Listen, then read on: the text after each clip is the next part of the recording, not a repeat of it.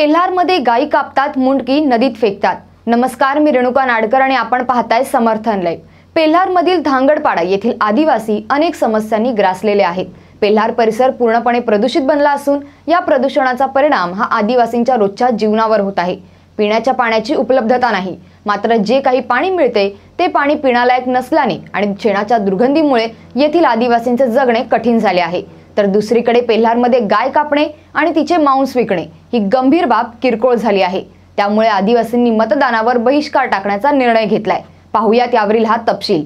आपण पेल्हारमध्ये ज्या ठिकाणी आहोत तिथून महापालिकेचं पेल्हार प्रभाग समिती कार्यालय जेमतेम अर्ध्या किलोमीटरच्या अंतरावर आहे आणि या अर्ध्या किलोमीटरच्या अंतरावर आता आपण पाहू शकाल या ठिकाणी अशा गायी कापून त्यांचे उर्वरित अवयव असे फेकले जातात। हे पेल्हार नदीच्या पात्रामध्ये आपण हे पाहताय। अशा प्रकारे गायी कापून या ठिकाणी त्यांचे उर्वरित अवयव अशा ठिकाणी फेकले जातात। महापालिकेचा जो खरा चेहरा आहे तो हा आहे। महापालिकेचा खरा जो कारभार आहे तो हा असा आहे। एका बाजूला इथला जो आदिवासी आहे तो नागरी सोयी सुविधांपासून वंचित आहे, पण इथला बेकायदा बांधकाम माफिया असेल, बेकायदा जो तबेला माफिया असेल आणि ही जनावरं कापणारी जी काय गैरकृत्य करणारी जी लोक आहेत, या सगळ्या लोकांना इथे महापालिका प्रशासनाचा अभय आहे। आता अशा बाबतीत महापालिकेची काय भूमिका? या सगळ्या परिस्थितीमुळे इथल्या आदिवासींचं जगणं कठीण झालंय, म्हणून इथल्या आदिवासीने यावेळी मतदानावर बहिष्कार टाकण्याचा निर्णय घेतलाय। मतदानावर बहिष्कार टाकण्याची जी वेळ आली आदिवासींवर ती महापालिकेच्या अधिकाऱ्यांमुळे आली। आता या महापालिकेच्या अधिकाऱ्यांची जी कार्यपद्धती आहे त्याचा आपण तपशील पाहतोय। आपण या ठिकाणी पाहू शकाल, हे जे दृश्य पाहताय हे एका इमारतीचं दृश्य आहे। महापालिकेची पिण्याच्या पाण्याची जी मुख्य जलवाहिनी आहे ती जलवाहिनी या इमारतीच्या खाली आहे। आधी इमारतीचा हा पहिला तळमजला बेकायदा बांधकामाने तयार झाला आणि वरती पाहू शकाल आता दुसरा मजला बेकायदा बांधकामाने तयार झाला। म्हणजे महापालिका किती बेफिकीर आहे आणि अधिकारी कुणासाठी काम करतात हा मोठा प्रश्न आहे। पुन्हा तोच मुद्दा आहे, आदिवासींवर मतदानावर बहिष्कार टाकण्याची भूमिका घेण्याची वेळ का आली त्याचा आपण तपशील पाहतोय। आपण आता ज्या ठिकाणी उभे आहोत ते ठिकाण आहे पेल्हार धरणाचं खालचं क्षेत्र। या बाजूने तुंगारेश्वर अभयारण्य आहे, या बाजूला पेल्हार धरण आहे आणि आता आपण ज्या ठिकाणी उभे आहोत त्या ठिकाणी पाहू शकाल हे शेण पसरवलं जातंय। आता हे जे क्षेत्र आहे या क्षेत्रावर वसई विरार महापालिकेने बॉटॅनिकल गार्डन विकसित करायचं आहे। हे आरक्षित क्षेत्र आहे। वसई विरार महापालिकेचे अधिकारी कुणासाठी काम करतायत तर त्याचं हे जिवंत आणि विदारक चित्र आहे। जे या वसई विरार महापालिकेच्या क्षेत्रातील विकासाचं श्रेय घेत आहेत त्यांनी सुद्धा या विषयावर चिंतन करण्याची गरज आहे। आपण या ठिकाणी जो आदिवासींनी मुद्दा उपस्थित केलाय की त्यांचं जगणं कठीण झालंय, त्यांची सामाजिक सुरक्षितता अडचणीत आली आहे, त्यामुळे त्यांनी या ठिकाणी मतदानावर बहिष्कार टाकण्याचा निर्णय घेतलेला। आपण या बाजूला पाहू शकाल हे झोपडं आहे, ही पत्र्याची झोपडी दिसते। या ठिकाणी गाय कापण्याची घटना घडली आहे। पोलिसांनी या ठिकाणी प्रत्यक्ष ते दृश्य चित्रित केलेलं आहे। पोलिसांकडे सुद्धा या घटनेची नोंद आहे। आता या ठिकाणी गायी सुद्धा कापल्या जातात। हे आपण हे झाड पाहता, आंब्याचं झाड, या ठिकाणी जे कुत्रे आता झोंबाझोंबी करतायत ते पक्षी, कारण गाय कापल्यानंतर त्याची जी हाडं आहेत ती त्या ठिकाणी टाकल्या जातात। नंतर हे बगळे, कावळे, वरती काय गिधाड कधी कधी येतात। त्या आंब्याच्या झाडाखाली गाय कापून त्याचे जे उर्वरित अवयव आहेत ते टाकले जातात। म्हणजे इथल्या आदिवासींचं जगणं सामाजिक स्तरावर किती असुरक्षित झालेलं आहे त्याची ही विदारक परिस्थिती आहे।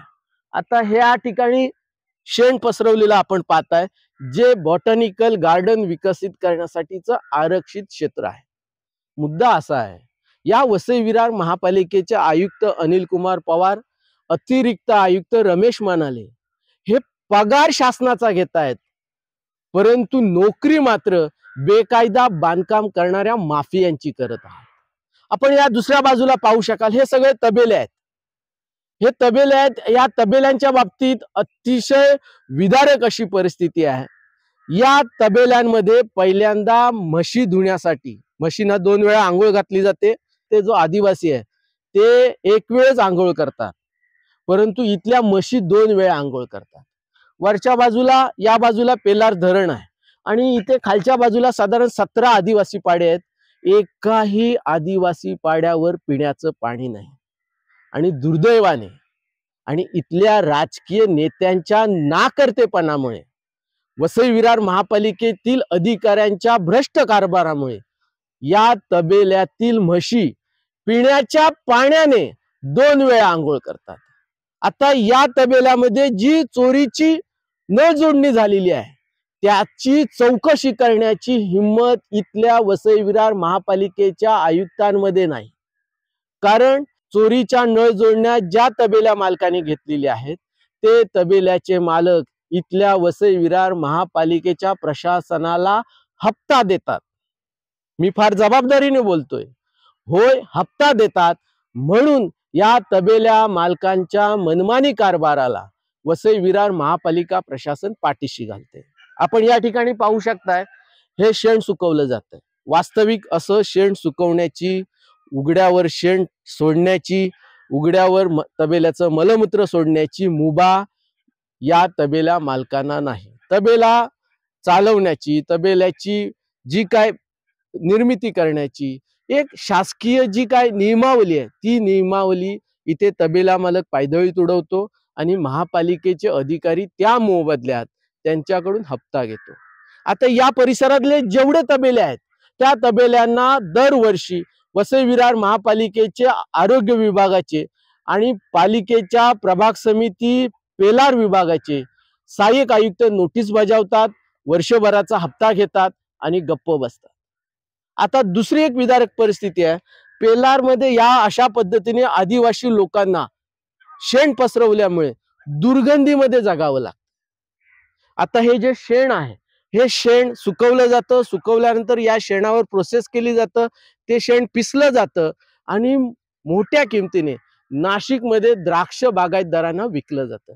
परंतु इथला तबेला मालक त्याचा फायदा घेतो, गुदमरतो तो इथला आदिवासी. या तबेल्यातील शेणावर प्रोसेस करताना, ते शेण बारीक करताना त्याची धूळ या आदिवासी पाड्यातील लोकांच्या घरात जाते, अन्नात मिसळते, पाण्यात मिसळते. त्या विदारक परिस्थितीत इथला आदिवासी जगतोय. दुसरा महत्वाचा मुद्दा जो वसई विरार महापालिकेच्या अधिकाऱ्यांच्या लाचखोरीचा आहे. आपण या पद्धतीने शेण पसरवलं पाहताय. तुम्ही वसई विरार नालासोपारा या रेल्वे स्टेशनच्या बाजूला जर उभं राहिलात, रेल्वे स्टेशनच्या लगतच्या परिसरात उभं राहिलात तर तुम्हाला काही गार्ड युनिफॉर्म मध्ये दिसतील.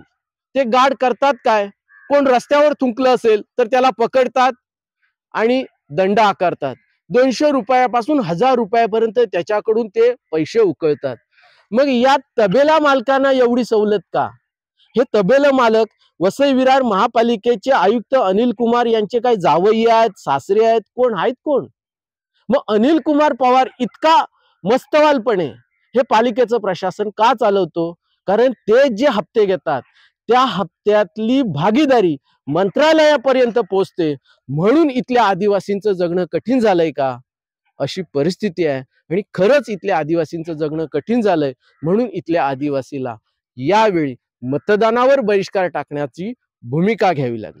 पेल्हारमधील आदिवासींना पिण्यासाठी पाणी नाही, परंतु पेल्हार धरणाच्या खालच्या बाजूला जे म्हशींचे तबेले आहेत त्या म्हशींना 2 वेळा अंघोळ घालण्यासाठी मुख्य पाईपलाईनवरून चोरून नळ जोडण्या घेण्यात आले आहेत. चोरून घेण्यात आलेल्या या नळ जोडण्यांवर महापालिका कधी कारवाई करणार आणि येथील आदिवासींना शुद्ध पिण्याचे पाणी कधी मिळणार हा गंभीर प्रश्न आहे.